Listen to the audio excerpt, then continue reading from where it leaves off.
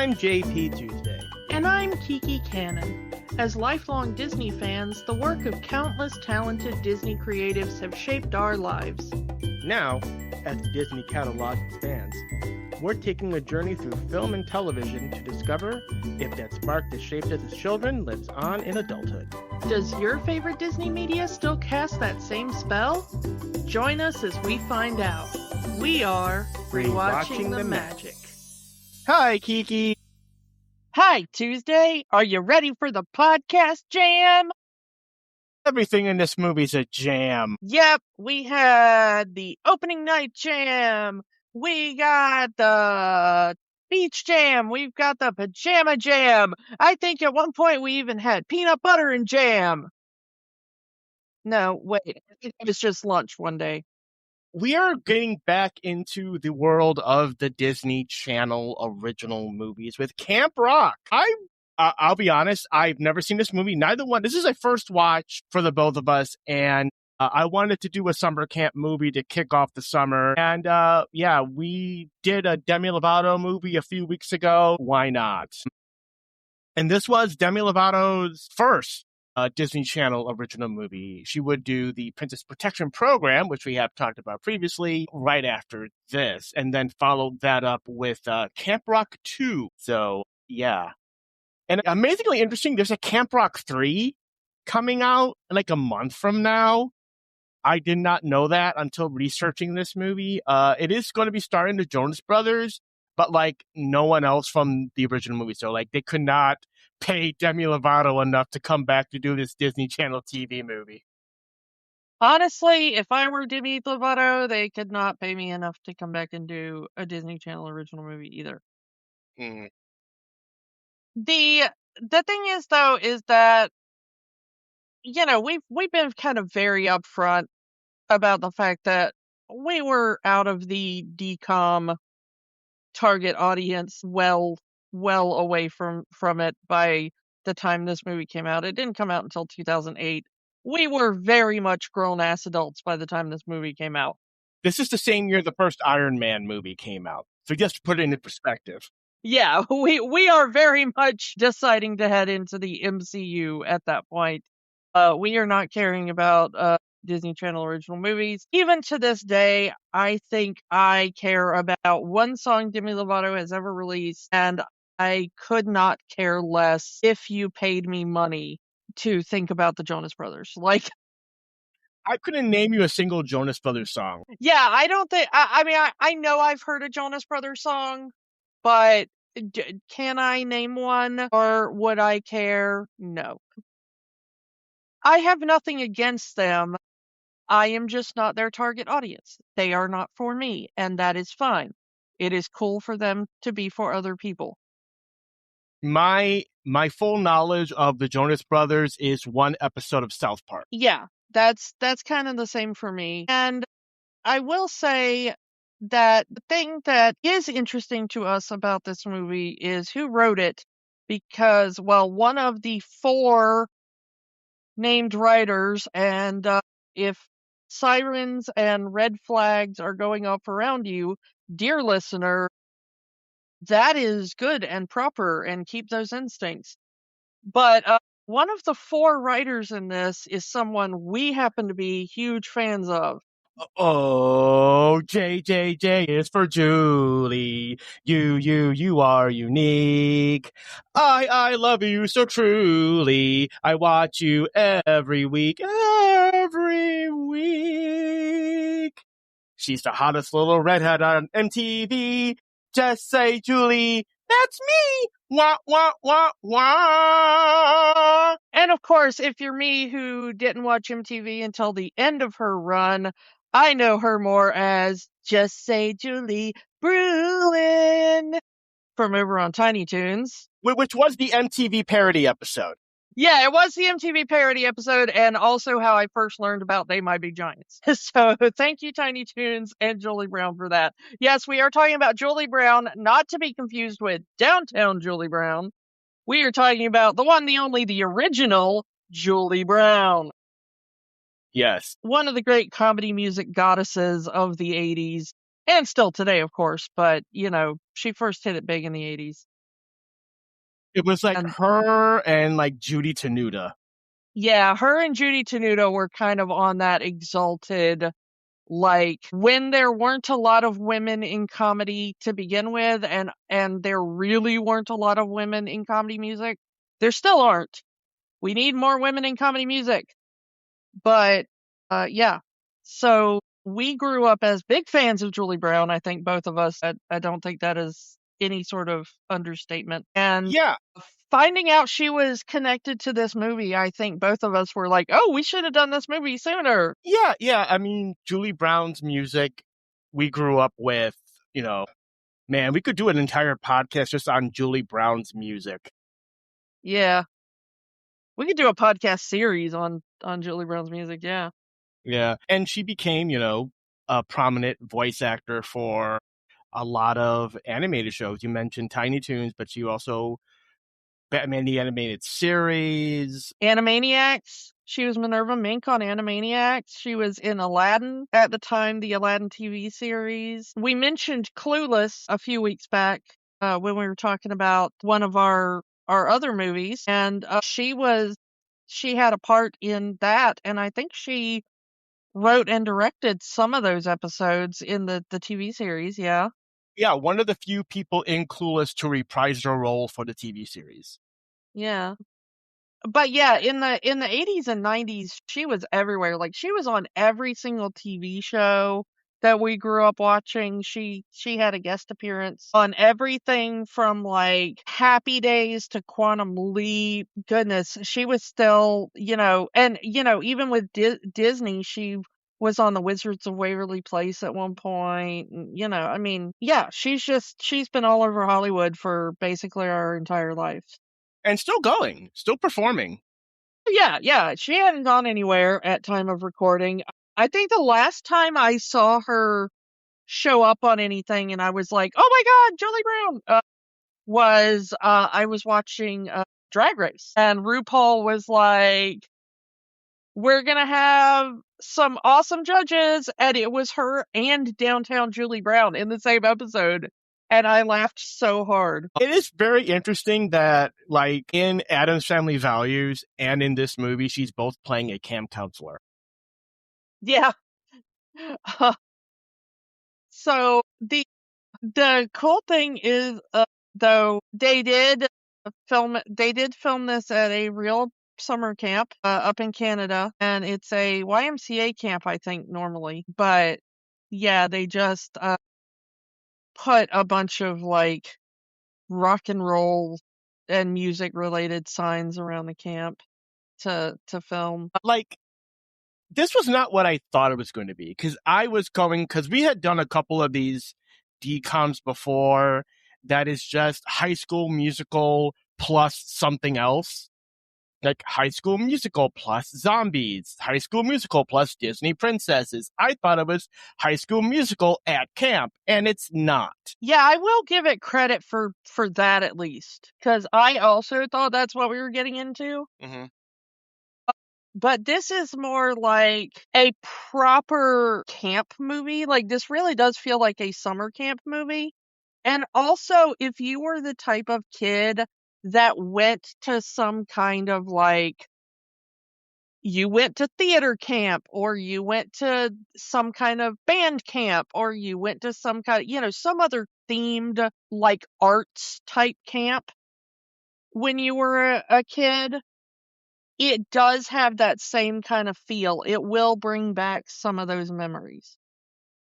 It has more in common with like those rock and roll fantasy camps that middle-aged people go to. Except that this one is legitimately, it does seem to be training kids who want to have a career in music. So And all of the things they tend to do seem to be like helping them figure out like what your musical style is, how to practice your instrument, or your singing, or your dancing, or perform in front of an audience, or whatever. like there's that one part in the dance camp, in the dance class portion where he says, "You're a drummer. We just need to translate you keeping the beat with the sticks to keeping the beat with your feet." Yeah. And it is very focused. I think I even said to you off mic, like, at one point during one of the classes, and I think it was the dance class, where it kind of hit me like this this does have the feeling to me of what I think a lot of these Disney kids probably had to go through when they got hired on as Disney kids. Like, I think this is like a fantasy, whitewashed kind of version of what you would be going through. You're kind of thrown in with a bunch of other kids and you're being told, like, okay, get up and sing and we'll critique you. Go over here and be part of this vocal group. Go here and learn all these dance moves. Go here and, except instead of like having been hired first and then being trained, this is apparently Demi Lovato's character finds out this camp is so good apparently at preparing kids for recording contracts and have turned out some recording stars, and the characters the Jonas Brothers played are supposed to be like their biggest current hit kids or whatever. The current success story, yeah. Yeah, the current success story from the camp. Like, so apparently almost everybody at this camp, all the kids are like rich Nepo babies. I was going to mention that because the Jonas Brothers, at least one of them, it's not implied that they're brothers in the movie, that their characters are brothers. But Joe Jonas is just weird because they look exactly alike. I mean, the Jonas Brothers have always looked like brothers. Mm-hmm. Yeah, but I'm saying Joe Jonas's character is the nephew of the guy that runs the camp, who loves to name drop all of the bands he toured with. Half of the main characters are children of Grammy Award winning performers or Broadway stars or whatnot. So yeah, this seems to be like, if you're the kid of someone relatively famous, you go to this camp to prepare yourself to be a big star. Yeah. And Demi Lovato's character is apparently the odd one out because she's just a regular everyday high school kid. Her parents are not rich, despite the fact that they live in a really, really nice house that even in 2008, before the housing crash, I'm still like, I don't know, like, what is it she says her father does? Like, he just works at some kind of company. Hardware store. Yeah, he works at a hardware store, but I'm like, does he work at a hardware store or does he maybe like own the local franchise or something? Because it doesn't look like y'all are like super hurting for money. Because I grew up dirt poor. I grew up government cheese poor, and I can tell you, I did not have all of that musical equipment in my bedroom, Demi Lovato. Okay? So maybe they're not rich as, my mom won 12 Grammys or whatever, girl, but like, they're not government cheese poor, Yeah. But after like 5 minutes of, I'm so sad because we can't afford to send me to Camp Rock, Demi Lovato's mom gets a job working at the camp for the summer, and she's going to be their cook. And so because of that, Demi Lovato will get half price admission if she also agrees to work at the camp, I guess. Because here's the weird thing. This camp seems to run on child labor quite a bit. Did you notice that, or was it just me? Yeah, and then once one of the kids gets in trouble, their punishment is to work in the kitchen for the rest of the summer. Also, Joe Jonas, the only reason Joe Jonas is at the camp is because he has apparently become the bad boy of the rock group he is in with his two real life brothers. They're called Connect 3, which they even point out in the movie is a stupid name for a rock group, but apparently the label made them call the group that. And yeah, they were apparently three guys that met at this Camp Rock, and they formed a band, and then they got signed to a record label, and the record label told them, okay, but you're going to have to be called Connect 3, and you're going to have to play like this really insipid pop music that apparently Joe Jonas hates in the And yet context of the movie. yeah, and then he writes a song. I want to write my own song, and then he writes his own songs, which is the same insipid pop music. Yeah, I know. I do not see any like stylistic difference between the songs that are supposed to be like their big hit song that the label made them record versus his like really heartfelt, true to form. This is the song the label will never let us record because it won't sell song, you know? It sounded better acoustically. Yeah, as most things do. But the thing is like apparently Joe Jonas, who is the star of the movie alongside Demi Lovato, he's the love interest, I guess, is there to reform his bad boy image. Apparently he's the label isn't liking it and it's bad for sales. So the other two members of the band, along with his uncle who runs the camp, have decided that they're going to launder his image by making him teach dance for the summer at Camp Rock. And then at the end of the summer, they're going to have the final jam. And whoever wins the final jam contest is going to win the prize of being able to record with Joe Jonas. And they're gonna, and you know what? We're not caring about character names because none of the characters are interesting enough to remember their names.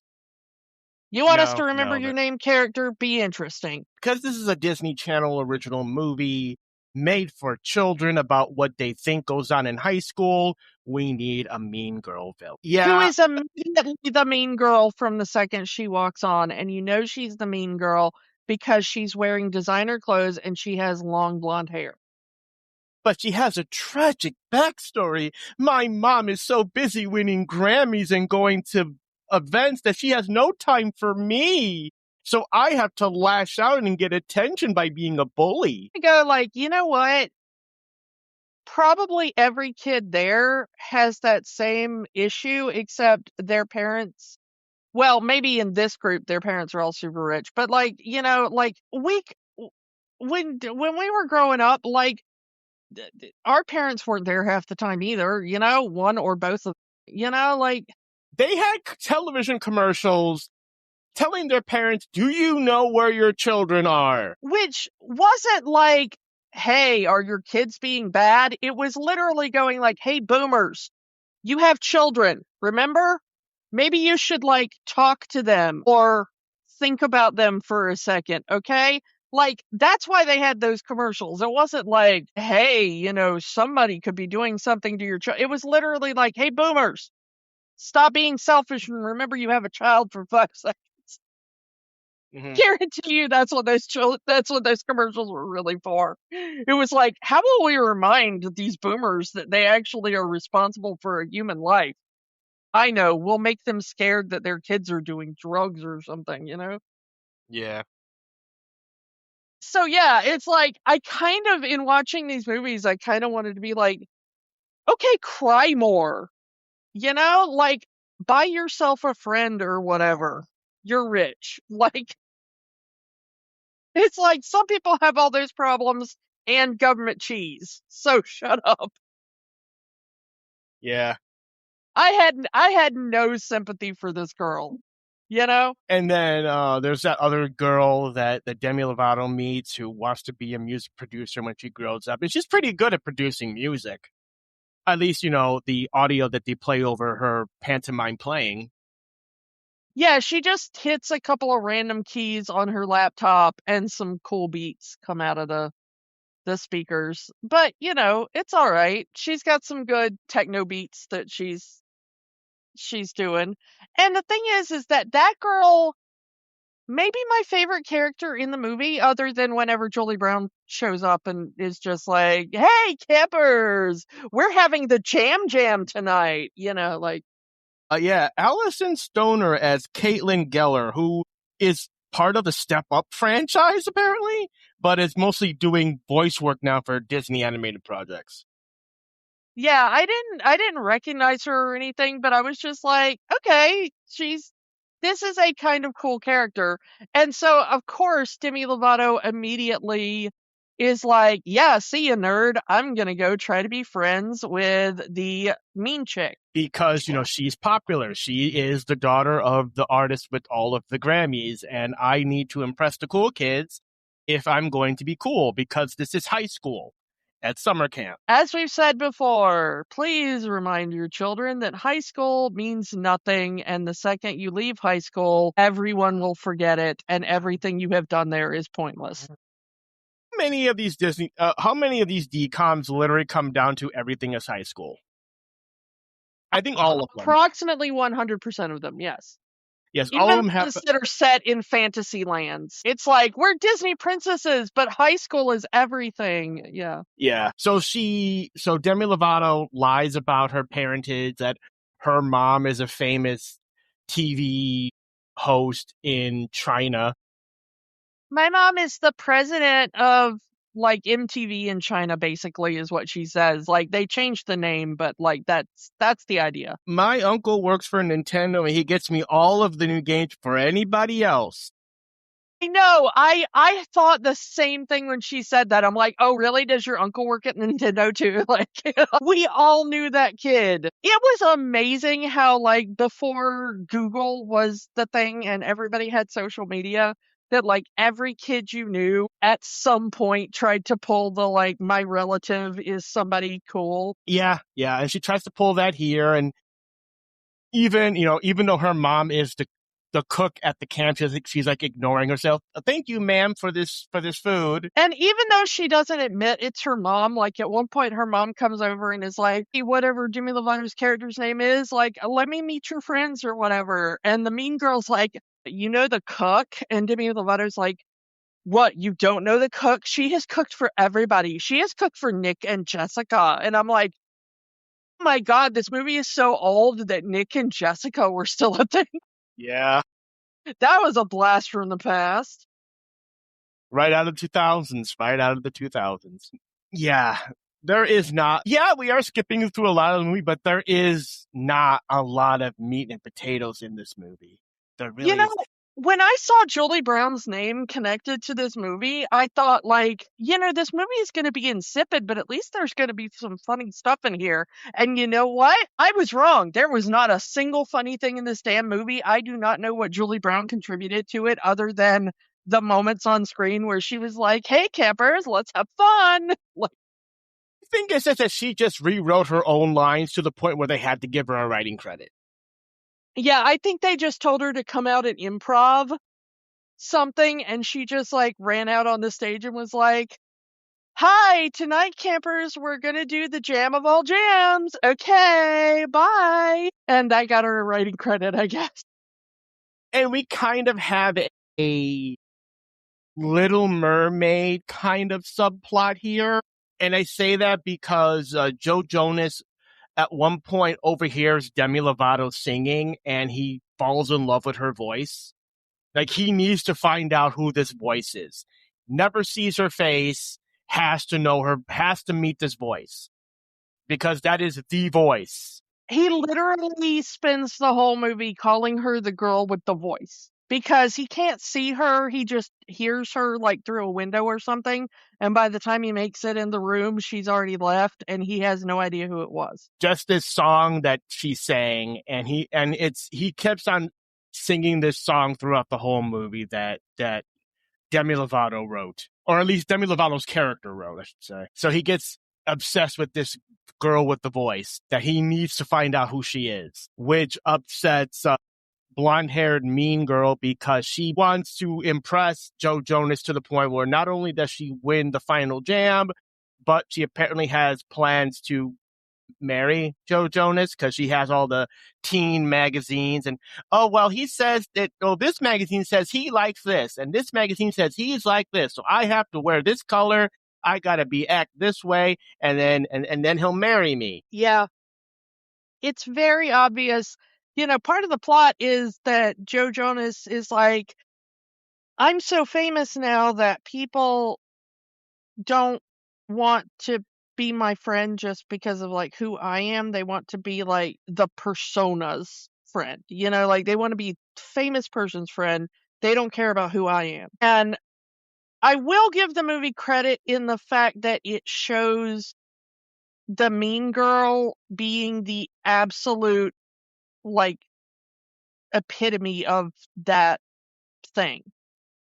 She reads about him in magazines and she's like, well, his favorite food is this and his favorite color is that. And it says that he likes girls who do A, B, and C. So I'm going to do all of those things and say that that is also my favorite food and my favorite color and, whatever. And then he'll like me.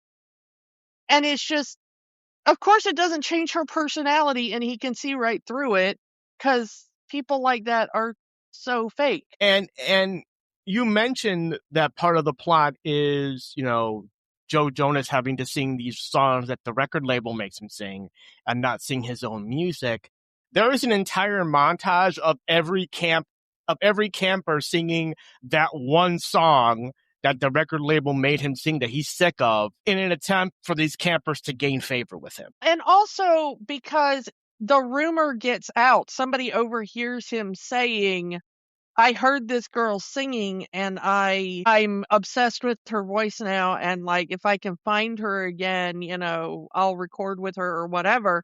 And so every girl connected to the camp tries to like walk by him or walk up to him or walk past his window while he's sleeping or whatever and sing, thinking like, oh, maybe he overheard me singing in the, because all the campers are constantly like singing or playing music or whatever as they're doing everything else. And they're like, it literally could be any girl at this camp. So they're all trying to perform for him. And they do it by singing like Connect Three's biggest hit or whatever, which is a really annoying, stupid song. As are kind of all the songs in this movie. Like, yeah, I thought really hated the first song they play in the movie, which is one that Demi Lovato sings. And I was like, if you actually listen to what the lyrics to that song are, they are really bland and boring. They sound like something a teenage girl would write. I will give them that much. Well, you know what? Like, there's certain, I'm not going to name any names, but there's certain people that are famous now that started writing when they were teenage girls. And as much as I don't like their music, they came up with better lyrics than that. And I'm sure all of those lyrics were written by like grown ass adults with writing jobs. So yeah. We're selling albums to kids. The song needs to be simple enough for the kids to sing along to. Yeah. But it's like, the first one she sings is something about like, I know the future can be whatever I want to make it. I know I'm in control of my life. I know that I can do whatever I want. And I'm like, okay, did somebody be like, hey, somebody write a song for this girl to sing that sounds like every trite thing the Disney Corporation has ever tried to sell to children ever? It's I was almost just like waiting for her to be like, and if I wish upon a star, I know that my dreams will come true. Like, it's not exactly an I Want song. yeah. It would have been better if it was more of a traditional musical, honestly, because the songs really don't connect to anything. They're just songs for the sake of songs. This is kind of like the worst sort of jukebox musical. But they're all original songs. Yeah, it's a musical that is original songs, but the songs are not like in the Broadway style of the music moves the story forward, except for like in two places. There are two songs in here. No, three. Okay. Three of the songs in this movie actually move the plot forward and connect to how the characters are feeling. One is Demi Lovato's big song, the "This is real, this is me, this is who I am" song, which I had heard prior to this movie. I think maybe somebody danced to it on Dancing with the Stars or something on, like, Disney Night or whatever, because that happens sometimes, but I kind of recognize that song. I'm like, this is, but honestly, if you've heard the song "This Is Me" from that really stupid circus movie with Hugh Jackman, you've heard a better version of this song. Same idea, better song. But that song actually is, like, about her, like, coming out of her shyness and being ready to be a star on the stage and find her spotlight and stuff, and so that's, like, a story-driven, character-driven song. And then there's the one that Joe Jonas writes in response to hearing that song, which is like, I'm I'm missing something in my life, and that something is you, and if I could find your voice and your song, it would make me complete or whatever. Okay, yeah. And then there is a third song, which we'll get to at the climax of the movie, that a different character we haven't even mentioned yet sings. And that is like 100% the wrap up of their storyline. And so that song is also a character driven song. But those are the only three songs I can think of in the movie that actually you could say are traditional American Broadway musical style musical songs, you know? Just for the pop flavor. Yeah, I mean, I don't really care, like, what style the song is in, but as far as, like, how it works in the plot, you know? Not a fan of Hasta La Vista. Actually, "Hasta La Vista" was the one song that I was like, I might have this as an earworm after watching this movie. Like, I Mm. might wake up in 2 or 3 days and have part of that song in my brain. That one was kind of catchy. It had nothing to do, I mean, it did have something to do because it's kinda the whole, like, "We're leaving camp now, and I'm gonna remember you. Maybe you should give me your number, but for now, I gotta say hasta la vista," you know?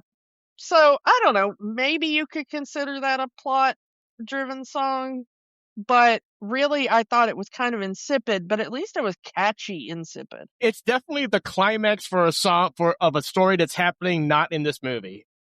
Just in the Yes! background. Yes, it was like, you could imagine that in a different movie, that would be the big climactic song of like, "Summer's over and we're sad to leave, but we've all had a lot of adventure together," except it's sung by a bunch of characters that we have seen on screen for maybe 5 minutes total, including the performance of this song, which is about 3.5 minutes of those 5. One of them being the aforementioned drummer turned rapper in this movie. Yeah, whose only previous scene in the movie really is that scene that we've already mentioned. So yeah, Demi Lovato's character journey is kind of weird because she, they talk about, we're going to this big jam session, the campfire jam, and she's going to perform, and Mean Girl kind of convinces her, oh, you're going to make your first ever live performance there. Have you ever performed in front of people before? No? Well, you can be one of my backup singers. Yeah, and there's a whole plot where there are 2 girls, because, every mean girl needs minions.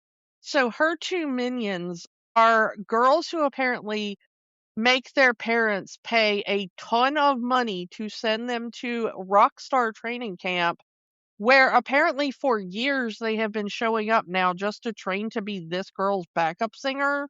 What? Like, I know everybody can't be a star, and I'm not saying that, like, backup singer is a bad job, because backup singers, amazing people. But, like, if you're a kid, your fantasy is not, I'm gonna grow up to be a backup singer for that person, you know? Like, at least at summer camp, you want the fantasy of, like, I could be the star, you know? No, her 2 minions apparently pay bank to show up and, like, be this girl's backup singer every year. Because, again, she is the one with the Grammy Award winning mama who's never around. So she has stroke of the camp. And much like Demi Lovato, they want to be part of the cool club. So, sure, be her backup singers. Yeah, I mean, you don't really feel too bad for them, even though the mean girl is kind of yelling at them all the time, because it's like, oh my goodness, grow a spine and tell that girl to shut up, you know? But that's the third act climax face turn. We're not there yet.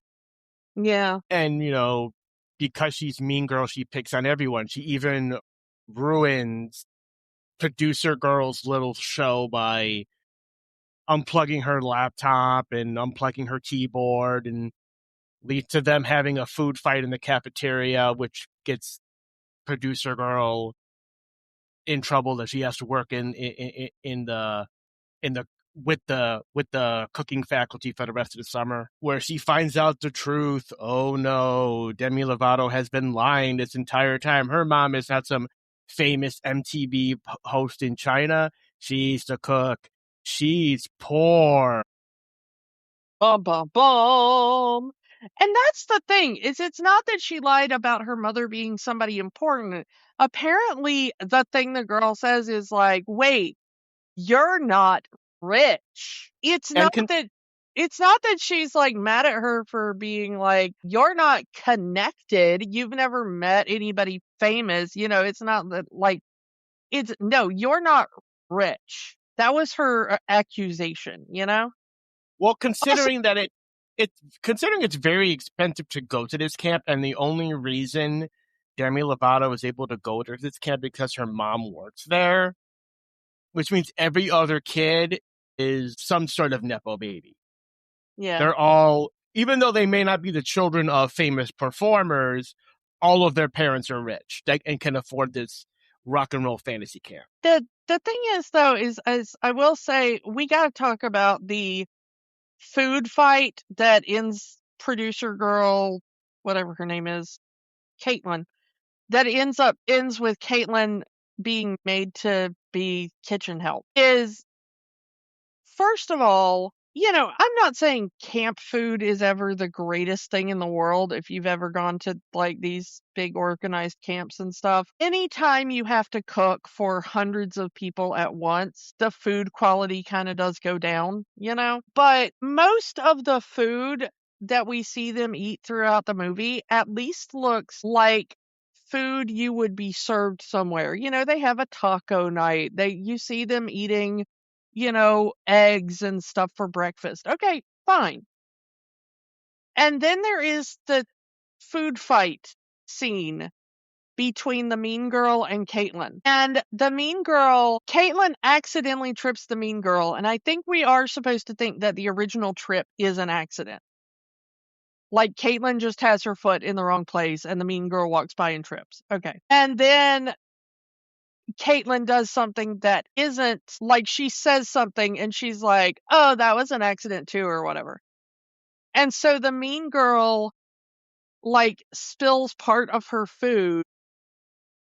And Caitlin's like, that wasn't an accident. But the food that they have on their plates when they start the food fight is apparently unsauced spaghetti noodles and a bowl of what looks like sliced red and green and yellow bell peppers. And so they keep calling it spaghetti, but I'm like, okay, this looks like crust of bread, glass of water kind of fare. Like, this doesn't look like we see the mom making like cookies and cupcakes and all that kind of stuff, like. And then I'm like, and one meal is just unsauced pasta noodles and a bowl of bell peppers? What? Which is funny because in like the scene before that, we see the mom going through like all of the cookbooks of the camp, saying, I have to learn how to make these camp recipes. I have a reputation to protect. And she's talking about making them like chili and stuff, but she's a little worried because she can't figure out how to scale the chili recipe up for like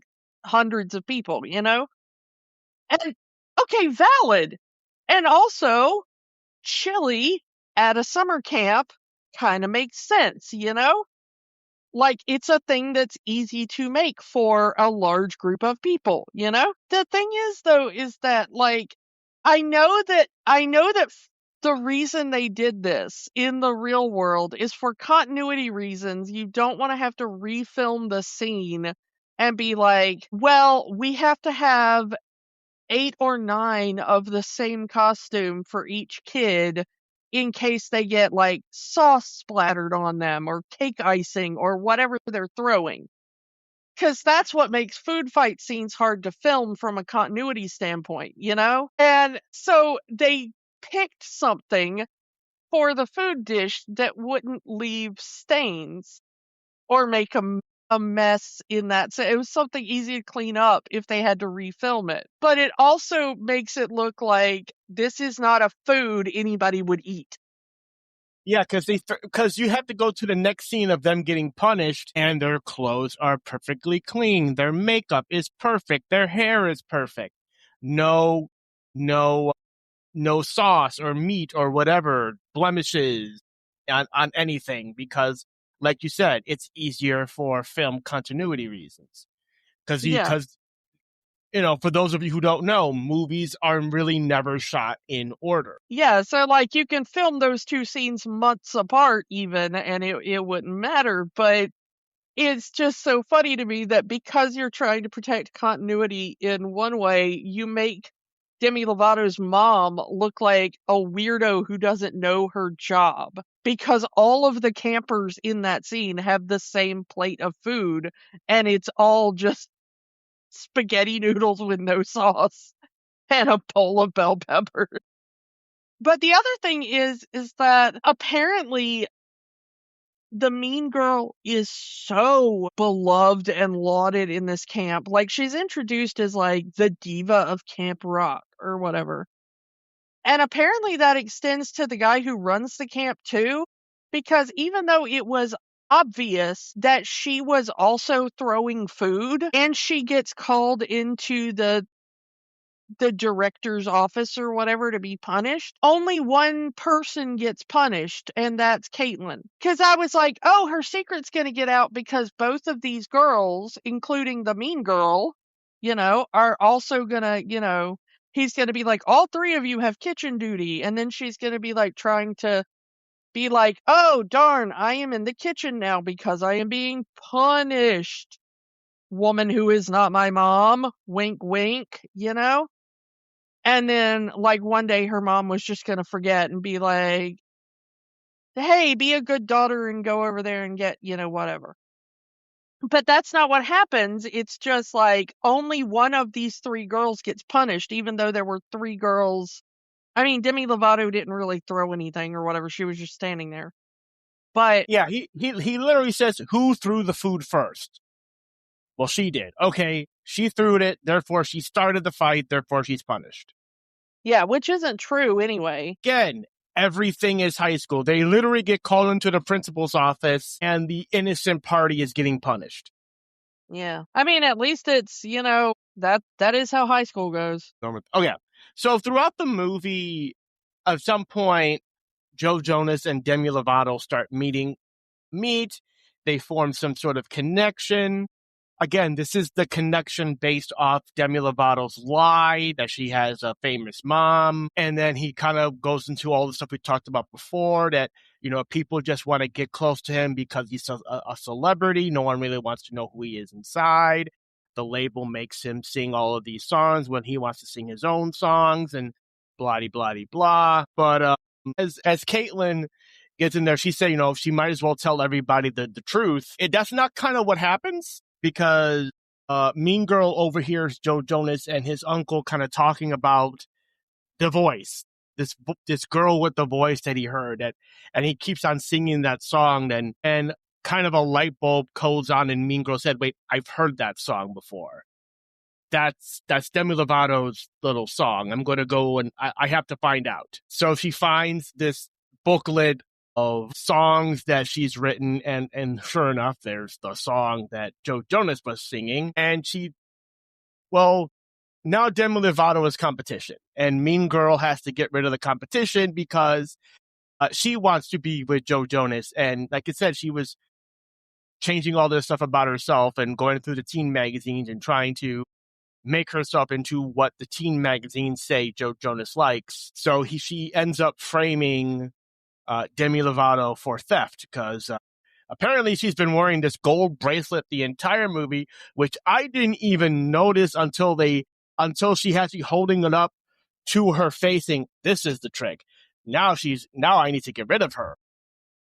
Well, then you missed the scene in the movie where they kind of made it Chekhov's bracelet, because earlier in the movie, when they're making fun of Demi Lovato's clothes when she moves into the cabin with them, because earlier in the movie, the mean girl's like, "You're one of my clique. You can be one of my backup singers now." And she says, "Come there. We've got an extra bed in our cabin. You can come stay with us." So she brings her bag into the cabin to move in, and mean girl's like, "Wait, you can't have fit all of your clothes into one little bag." And Demi Lovato's like, "Oh, well, I got rid of most of them, because I was just getting sick of them, and I just haven't bought replacements yet, so, And they were like, "Oh, yeah, okay, that makes sense, I guess." And then they're like, "But wait, you threw away your clothes, but you kept this ugly thing?" And she's like, "Oh, no, that's very trendy in China. I bought it from, like, a really big store." She's, like, making up all these lies. And that's when they have the discussion about the bracelet, because they're talking about the various things they wear. And the rich girl says, like, "Well, my mom, every time she wins a Grammy, she adds a new charm to my charm bracelet." And she shakes the charm bracelet, and you can see that it has, like, all of these charms on it, and it's really gaudy and ugly and everything. But apparently the reason it has so many charms is that there's one for every Grammy her mom has won, and her mom has won a gazillion D Grammys. And so she's like, "Oh, yeah, wonderful, blingalicious," or something, she says something stupid about it. She's trying to make fetch happen. Yeah, she's trying to make fetch happen, and it doesn't. But that's the moment we get the Chekhov's bracelet for the first time. And then, like, finally she's like, "Oh, I'll plant it in her with her books or whatever and frame her." And for some reason, she frames her and Caitlin because she hates them both.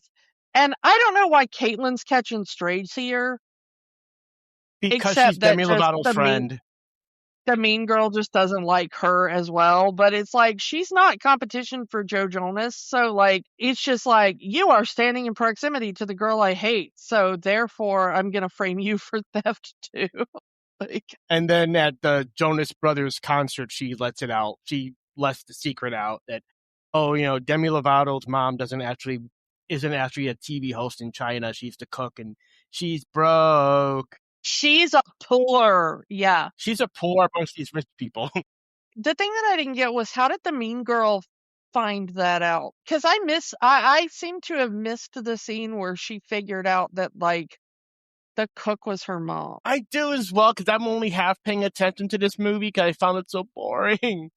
Yeah, I assumed the I movie assumed was she boring, and we both seem to have, like, missed a scene or something.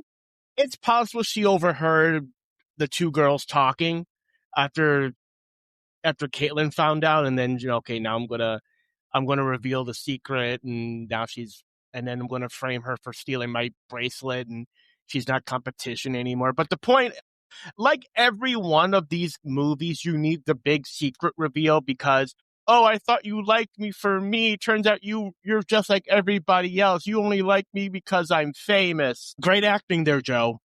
Great acting. No, we got to talk about the acting of the Jonas Brothers, okay? Because all three of them are in this movie, even though two of them are kind of basically extended cameos. They show up for like 3 or 4 scenes, and they have a couple of lines, and then they disappear for most of the movie. This is a Joe Jonas vehicle. But Kevin Jonas, I think this is Kevin Jonas. They make him the idiot. They make him the idiot of the trio. Like, oh, you're going to camp? Could you bring me a birdhouse? yeah, maybe a birdhouse at camp, yeah. He mentions this birdhouse for the entire movie. And I'm thinking, do you want a birdhouse for your soul? Yeah. You got to make the birdhouse yourself, inside your own soul. Mm. But the thing is that of the 3 Jonas Brothers, now keep in mind this is the only thing I have ever seen the Jonas Brothers act in. I am now convinced that only one Jonas brother can act, and that is Nick. Yes. And I think it's because they gave Nick the part of guy who doesn't really want to be here and doing any of these things, which I don't think was an acting job. I think Nick Jonas just did not want to be here and not want to be doing any of these things. Yeah, because So Joe plays the role, Joe is the bad boy in the movie, Kevin's the idiot, and Nick is like the rational one. Yeah, he's the one that's like, look, we don't want to be sending you to camp, but you can't be like running off and being a liability to our band. Dude, you So, got our tour canceled. This has to happen. Or because that's literally the thing at the beginning of the movie is that Joe Jonas's antics get their tour canceled. So if I'm Nick Jonas and like, dude, our tour just got canceled because of your mess up, of course I'm going to be blaming you. You got to get yourself cleaned up so we can have a career.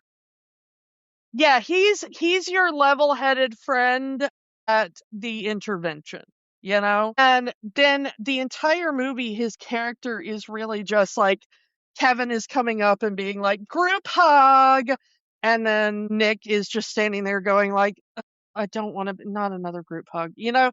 And I'm like, I'm not even sure if this dude is like a good actor so much as they just wrote this part around Nick really does not want to be doing this movie. But he's also kind of the smart aleck. Like, oh, by the way, you're recording a song with the winner of the Final Jam. Bye. Yeah. But he's the only one that's actually believable in this movie. And then Joe is so painful to watch, which is so annoying because he is the lead in this film. And I know they want him to be like the bad boy love interest or whatever. And he's not. Like, when he's, even though I know that it's probably his real life he's talking about, because I can't imagine it would be any other way to be as famous as the Jonas Brothers and not have this experience.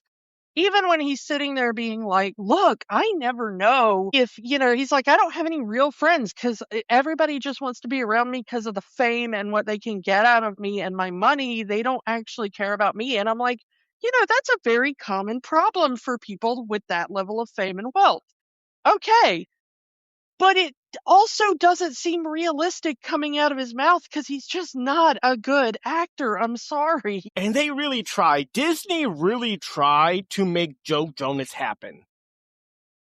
Like, he's the eldest brother, and they thought he's going to be the star of the Jonas Brothers. And that douchey haircut that he has in this movie did not help. Like, I'm looking through the filmography of the three brothers, and Joe has more acting roles, so they really were pushing Joe Jonas as a thing. Yeah, but I mean, I do think Joe Jonas is fetch in this instance. Like, I'm not sure this was ever going to happen. I kind of get his appeal. Like, watching them on stage, I kind of get his appeal as a frontman of a band. Because that was the one time in the movie where I'm like, okay, I could kind of see why somebody would be into this. It's not my thing, but I get it. There's a lot of musicians I like that I don't think would make good actors or that I know wouldn't make good actors because they've had a guest appearance on some TV show or something. I was like, oh, that was painful, but you're really good on stage with a mic, like, yeah. Just go back to that and I will still love you, But, and then there are some that it turns out they're really good, Like Henry Rollins, man, good actor, good on stage with a mic, But not everybody is like that, I mean, we talked about this when we talked about Princess Protection Program, that, yeah, it's kind of a good thing Demi Lovato doesn't do much acting anymore and focuses more on her music career. She is better in this film than she was in Princess Protection Program. I can see why Disney was kind of pushing her in that way at first. I just don't think that she has the range for that character. But if her character is just to be like, kind of shy, mousy, every girl, I'll buy it. But I do think, like we said in Princess Protection Program, I do think that Selena Gomez has more range. Mm-hmm. Which is probably, again, why Selena Gomez is still regularly acting, and Demi Lovato is more focused on her music. Yeah. Which I still hold is the better choice for the both of them. I like Demi Lovato's voice as a vocalist better than I like her as an actress. And I like Selena Gomez acting more than I like her as a vocalist. Not that either one of them are particularly horrible at either of those jobs. I just think that one is slightly better than the other at each thing. Joe Jonas, though, at least from just what is in this movie, and this might be the worst film he ever made. I don't know. Maybe he's brilliant in everything else. I mean, there was that Christmas movie that the Jonas Brothers did last year. I have not seen it. I mean, you would have to sit me down like Ludovico style to watch Jonas Brothers Christmas movie. If we had a Patreon, you can pay us to watch the movie. Yeah, but it would have to be a lot. That would be like the super high tier that you'd have to like get hundreds of people together on it to meet it. But the thing is like like I said, I don't know of the three brothers if Nick is just the most talented actor or if Nick was just being himself. But I was not impressed with either Kevin or Joe. Let me just say that, which considering one of them is the co-lead of this movie was kind of sad. Yeah. So let's get back to the story here. So Mean Girl frames Demi Lovato for stealing her bracelet, and camp counselor says, well, because of this, you're banned from the final jam. Specifically, he says you're banned until after the final jam.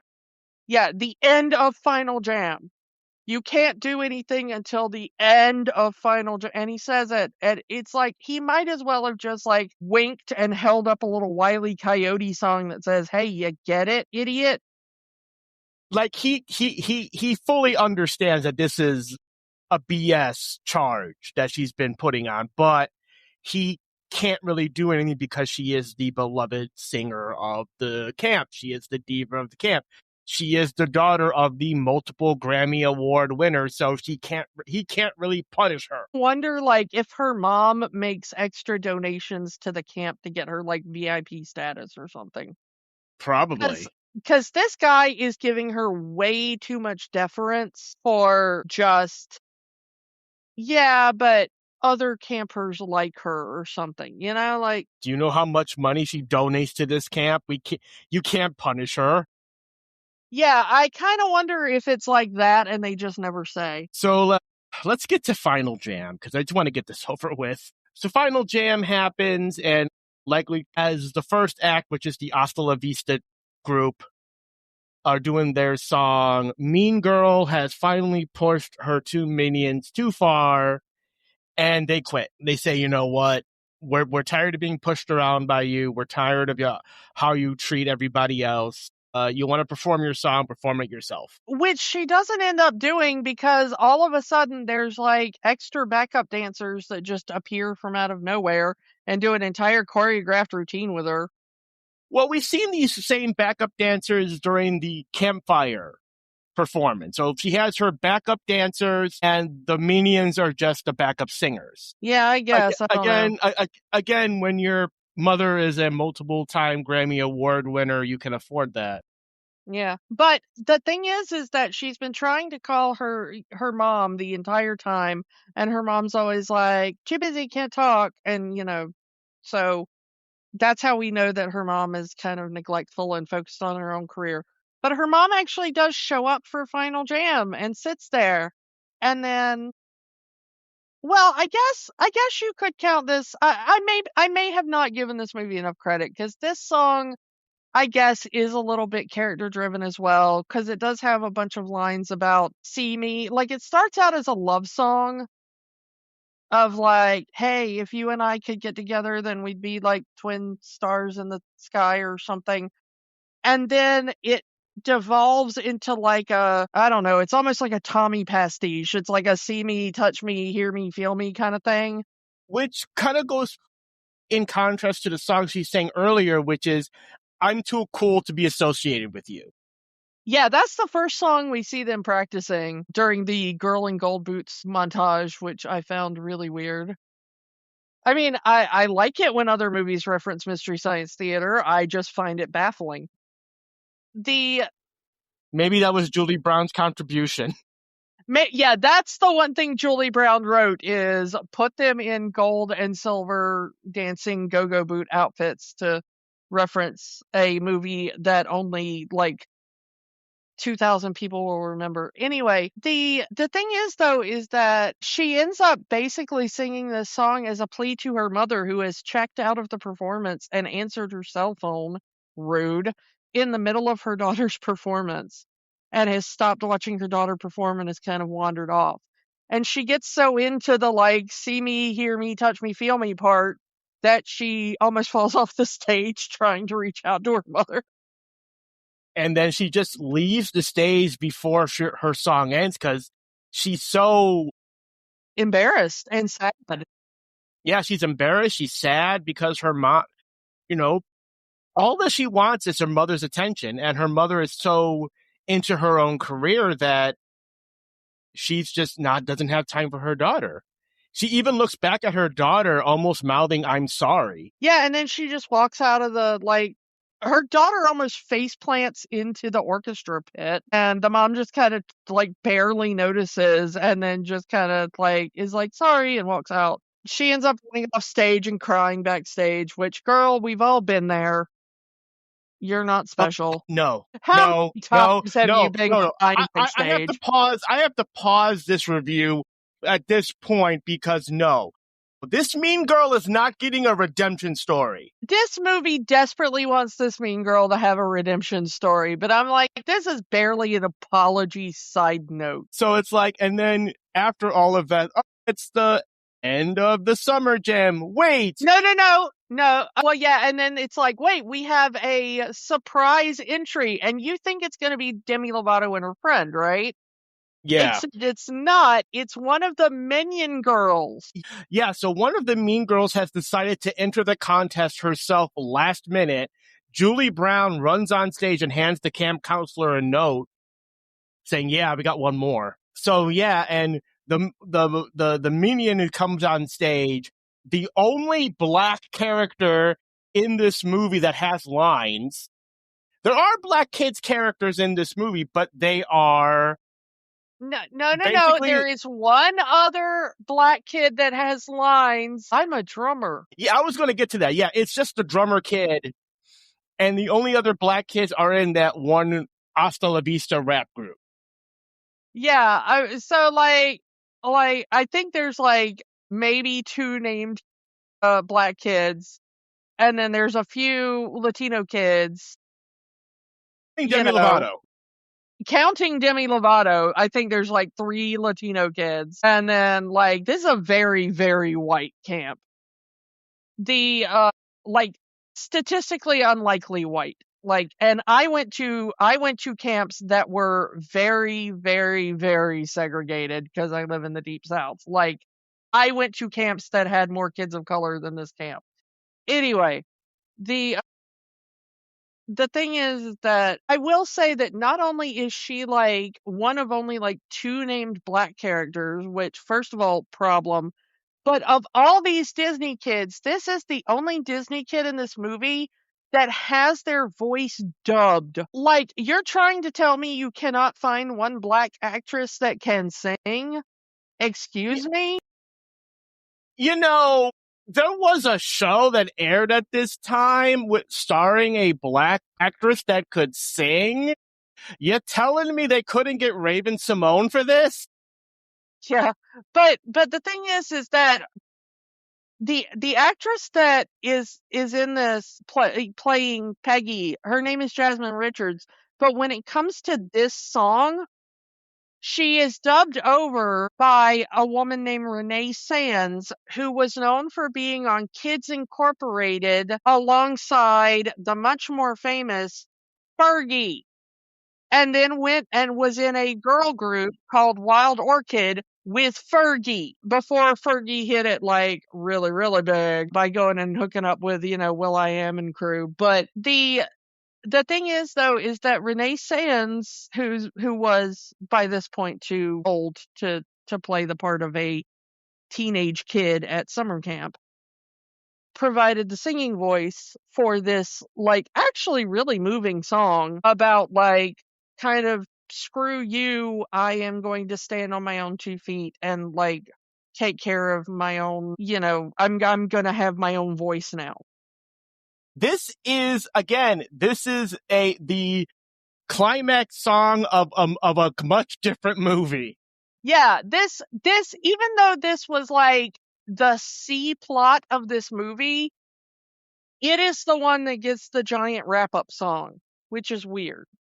So she sings, and she is, because of the meddling of the mean girl, Peggy is the one that ends up winning because she was officially entered in the contest. But as soon as Peggy is done and the judges, the Jonas Brothers, are, debating who won of the, like, 3 performances, I guess, Demi Lovato and Caitlin come up and they're like, so that's the end of Final Jam, right? Wink, wink, camp counselor. And he's like, oh, good. I'm glad you got my meaning. And I'm like, you basically paraded through there with 76 friggin' trombones being like, the end of the jam is upon us. Like, come on out and sing Demi Lovato, And she So sings anyway, her song. Yeah, Demi Lovato sings the song that she's been singing the entire movie. And Joe Jonas turns around and thinks, that's her. That's the voice. Ursula has found the necklace. Told you it was a Little Mermaid thing. No, yeah, I mean, I got that too, but like, and what's so funny is he turns around, he says, wait, if that's the voice, then that's the girl. And the only time I laughed during this movie at something that I think was intended to make me laugh was he goes like, if that's the voice, then that must be the girl. And just really softly behind him, Kevin goes, duh. And that was the only point in the movie where I think something intentional actually made me laugh. There are lots of points where this movie made me laugh at stuff that I'm like, that wasn't intended to be a joke, but it's really funny. Like, it says like, because Kevin Jonas is supposed to be the comic relief of this movie. And he's really not. He's just bad. He's just and it's that one duh that kind of gets the laugh, not his obsession over a birdhouse.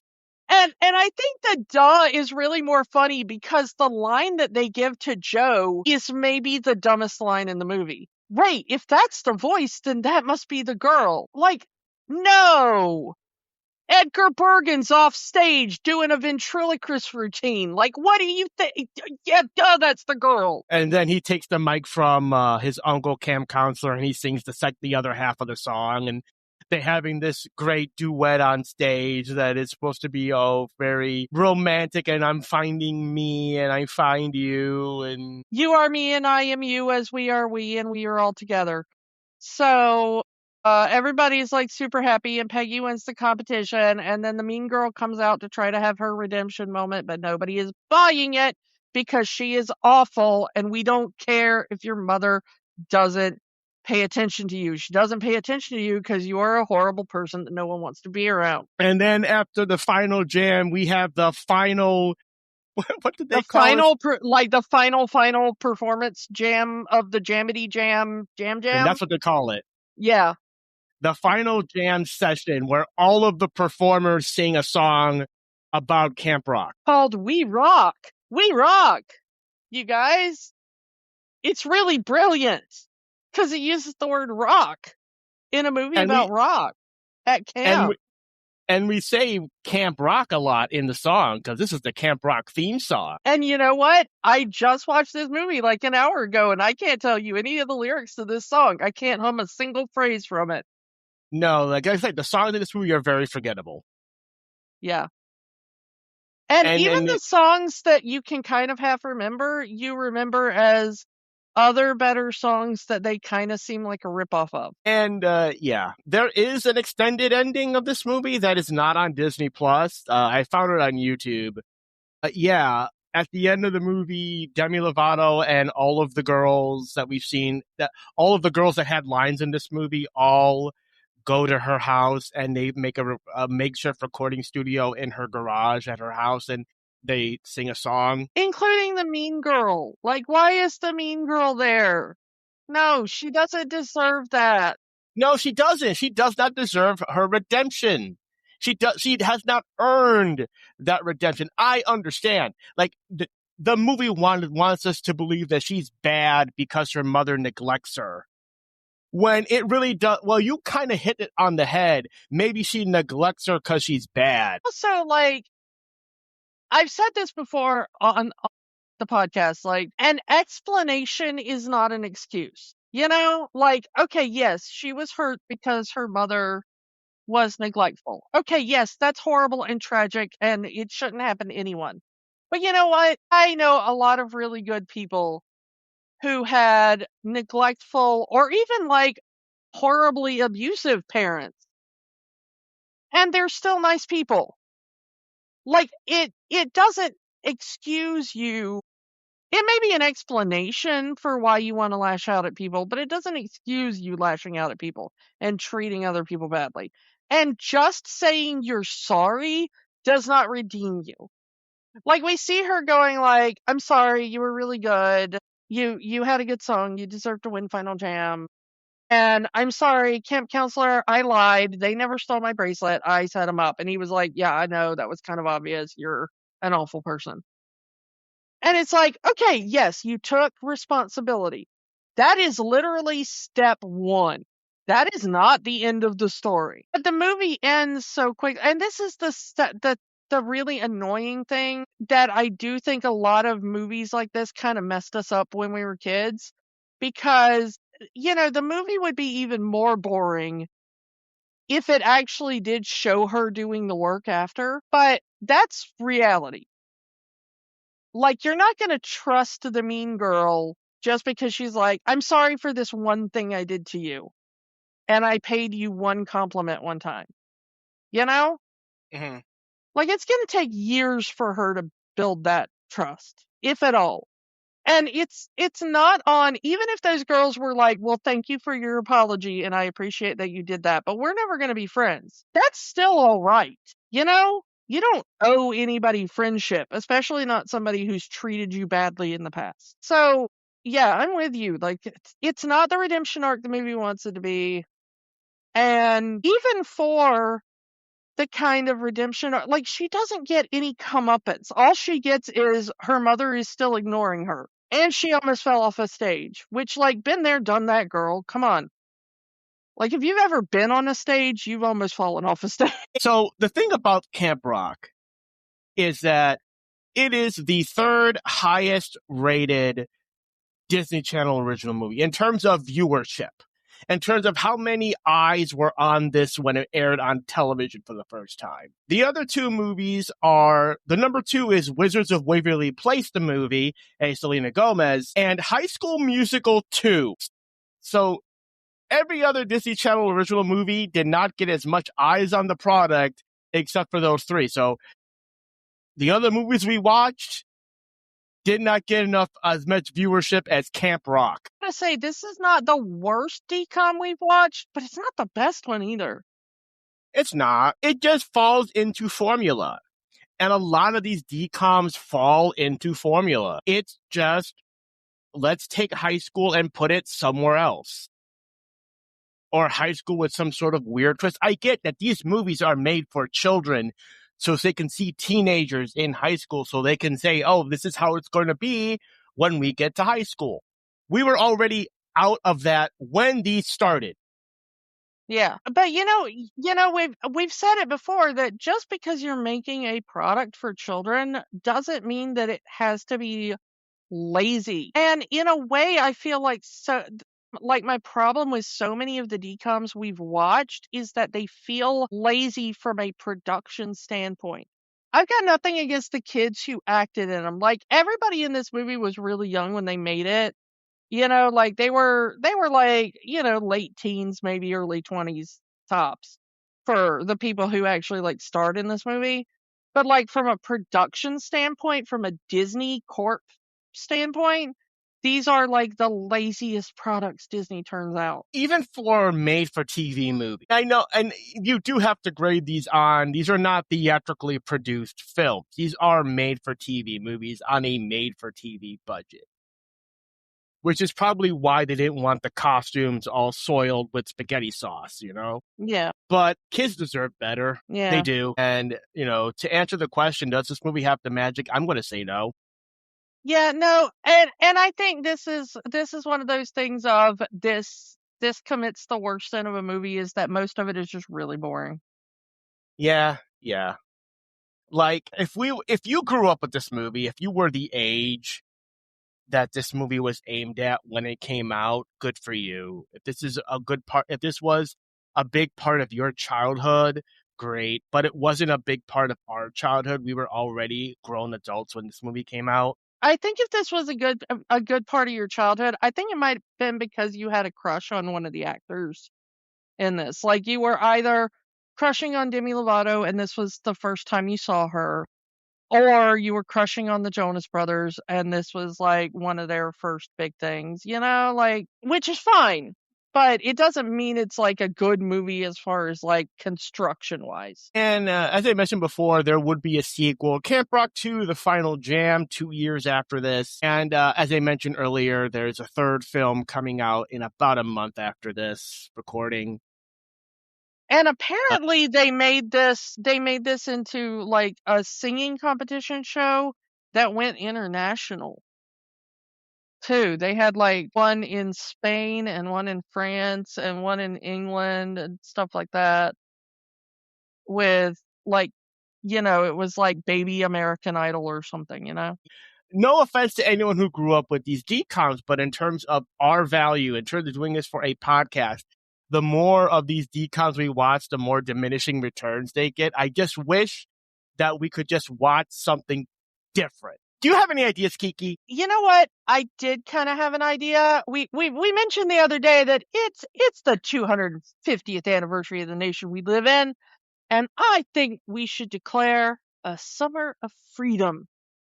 Freedom from Disney, freedom from rules, freedom to do whatever we like. And you know what? I was so excited for this to be a movie written by Julie Brown. And it just disappoints because I don't think much of this was written by Julie Brown. It didn't really have the style and flavor of the Julie Brown movies I grew up with. So I'm saying next week, let's have a Julie Brown movie I did grow up with. So we're going to watch her Madonna parody movie? That would be a good choice, but it wasn't the one I was thinking of. I'm talking early Jim Carrey, early Damon Wayans. One of the first things I ever saw Gina Davis in. And sexy Jeff Goldblum. All right, Transylvania 65000 it is. Stop messing around. You know that Earth Girls are easy, and we're going to prove it next week. So come back next week for Summer of Freedom Begins. No Disney movies, because this is our podcast and we can do whatever we want. Come back next week for Earth Girls Are Easy, and we will talk to you all next time. Bye. Bye. Don't let the magic stop here. Keep the conversation going. Find us on Facebook, Instagram, and Threads at Rewatching the Magic. We are also on Blue Sky, rewatchingthemagic.bsky.social. And new episodes are available at rewatchingthemagic.podbean.com and youtube.com/@rewatchingthemagic. Remember, the magic is for everyone. It only stops if you let it. We know that right now, things are tough. But in the words of Jim Henson, the only way the magic works is by hard work. But hard work can be fun. Check out our show notes for ways that you can help.